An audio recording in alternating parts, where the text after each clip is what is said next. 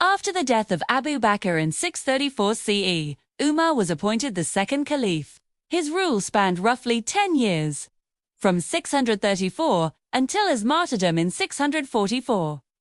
From the moment he became Caliph, Umar faced immense challenges: the rapidly expanding Islamic State, conflict with the Byzantine and Sassanid empires, internal administration, the welfare of the people, justice, and preserving the unity of the Ummah Muslim community. But Umar did not shy away. He embraced his role with seriousness, humility, and a deep sense of responsibility. His own personal life remained simple despite his lofty position. For example, his dress was austere, his meals modest. He carried out late-night inspections of the city, and he took the welfare of every person under his rule personally. 5. Governance, justice and reforms. One of the greatest aspects of Umar's caliphate was his innovations in governance, his commitment to justice, and his reforms for the public good. Let's highlight some of the key areas. Administrative structure. Under Umar, he established the Diwan, a register of soldiers and others entitled to stipends, mirroring an early form of organized public service. He divided the rapidly expanding empire into provinces, each with a governor wali who was held accountable.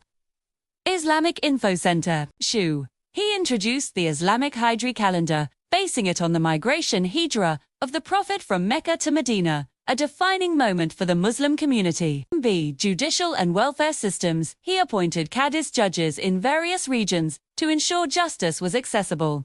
He created the Bayt al-Ml public treasury to manage the state's wealth, and to allocate funds for the poor, orphans, widows, travelers, and others in need.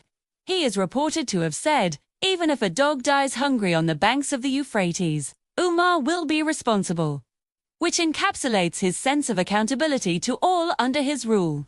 See social reform and public morality. Umar insisted that even members of his government be subject to oversight. One of his remarks: "If a man is appointed to do justice, Umar must check him to see if he carries it out." He lived simply. His shirt had many patches. He used to sleep with a brick under his head. He refused to indulge lavishly, despite ruling a vast empire. Deconquests and treatment of conquered peoples. Spit. Under Umar's rule, the Islamic State expanded into large territories beyond Arabia, Syria, Palestine, Egypt, Persia, and more. Islamic Info Center. Yet from the sources we find that despite military success, Umar insisted on humane treatment of conquered people, religious tolerance for non-Muslims, and equitable tax systems. He reduced or moderated taxes rather than increase oppression. 6. Rise and expansion of the Islamic State. The period of Umar's leadership marked one of the most significant expansions of the Islamic Empire.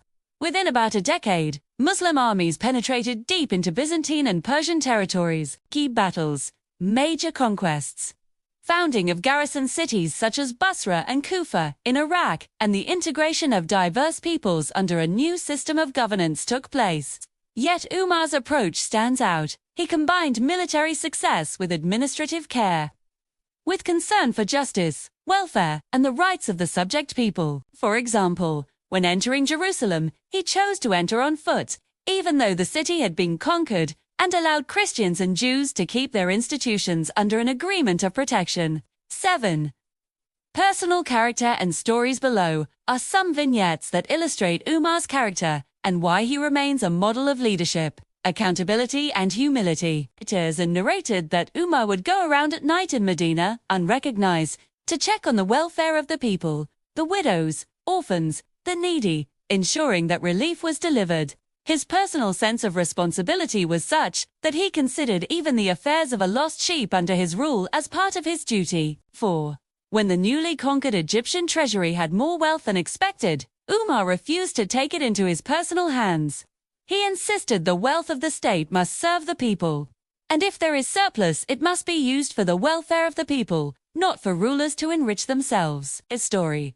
Once when returning from a journey, he carried his sandals on his shoulders and led the camel himself through a stream. His companion asked why, and Umar replied, "We were once a disgraceful people. Allah honored us with Islam. If we now seek honor from other than Islam, Allah will humiliate us." 2. Even as Caliph, he lived simply. His clothing was plain. His home modest, the mark of a leader who did not forget his roots, and who viewed leadership as service rather than privilege. 8. Challenges and tests. Leadership under Umar was not without its trials.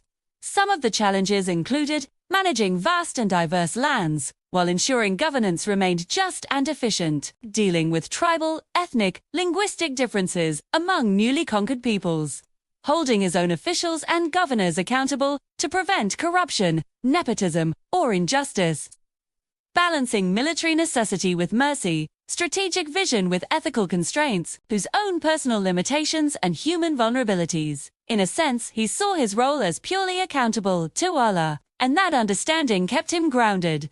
One source states that Umar himself established a department to investigate complaints against state officers, an early form of ombudsman or administrative court,